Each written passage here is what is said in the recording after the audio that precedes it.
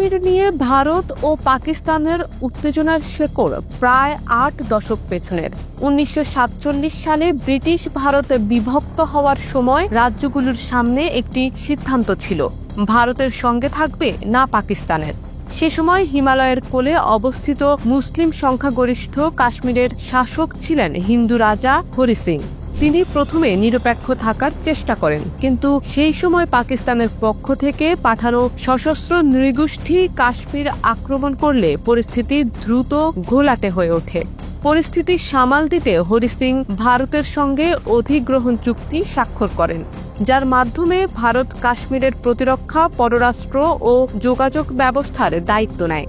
এর প্রেক্ষিতে ভারতীয় সেনা কাশ্মীরে প্রবেশ করে এবং পাকিস্তান সমর্থিত বাহিনীকে প্রতিরোধ করে। তখন থেকেই কাশ্মীর বিভক্ত হয়ে পড়ে, একাংশ ভারতের নিয়ন্ত্রণে, আরেকাংশ পাকিস্তানের। পরবর্তীতে চীনও কাশ্মীরের কিছু অংশ দখলে নেয়, যার মধ্যে রয়েছে আকসাই চীন অঞ্চল। এরপর ভারত পাকিস্তানের মধ্যে ৩টি বড় যুদ্ধ হয় ১৯৪৭-৪৮, ১৯৬৫ ও ১৯৯৯ সালে, যেগুলোর কেন্দ্রে ছিল কাশ্মীর।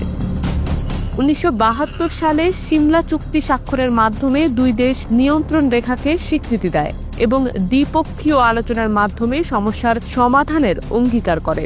তবে বাস্তবে পরিস্থিতি পাল্টায়নি। ১৯৮৯ সালে ভারত নিয়ন্ত্রিত কাশ্মীরে সশস্ত্র বিদ্রোহ শুরু হয়, যার পেছনে পাকিস্তানি সমর্থন রয়েছে বলে ভারত অভিযোগ করে আসছে। এই বিদ্রোহ দমন করতে ভারত সশস্ত্র বাহিনী বিশেষ ক্ষমতা আইন প্রণয়ন করে, যা সেনাবাহিনীকে বাড়তি ক্ষমতা দেয়। দীর্ঘদিন ধরে চলা সংঘর্ষে হাজার হাজার মানুষ প্রাণ হারায়। ২০১৯ সালে ভারত সরকার কাশ্মীরের সংবিধান স্বীকৃত বিশেষ মর্যাদা বাতিল করে এবং রাজ্যটিকে দুটি কেন্দ্রশাসিত অঞ্চলে ভাগ করে। ভারত দাবি করে এই পদক্ষেপে কাশ্মীরে স্থিতিশীলতা ফিরে এসেছে, যদিও আন্তর্জাতিক অঙ্গনে এবং কাশ্মীরের জনগণের মধ্যে বিষয়টি বিতর্কিত থেকে যায়। এই পটভূমিতেই ২০২৫ সালের ২২ এপ্রিল পেহেলগামে ভয়াবহ এক হামলায় ২৬ জন নিহত হন। ভারত এই হামলার জন্য পাকিস্তানকে দায়ী করে। পাল্টা পদক্ষেপ হিসেবে দিল্লি পাকিস্তান নাগরিকদের ভিসা বাতিল করে এবং ৪৮ ঘণ্টার মধ্যে দেশ ত্যাগের নির্দেশ দেয়। পাশাপাশি পাকিস্তানের সঙ্গে স্বাক্ষরিত সিন্ধু পানি চুক্তি একতরফাভাবে ভারত স্থগিত করার সিদ্ধান্ত নেয়। পাকিস্তানও এর কড়া জবাব দেয়, যার ফলস্বরূপ ইসলামাবাদ সিমলা চুক্তি বাতিলের ঘোষণা দেয় এবং ভারতীয় ফ্লাইটের জন্য আকাশসীমা বন্ধ করে দেয়।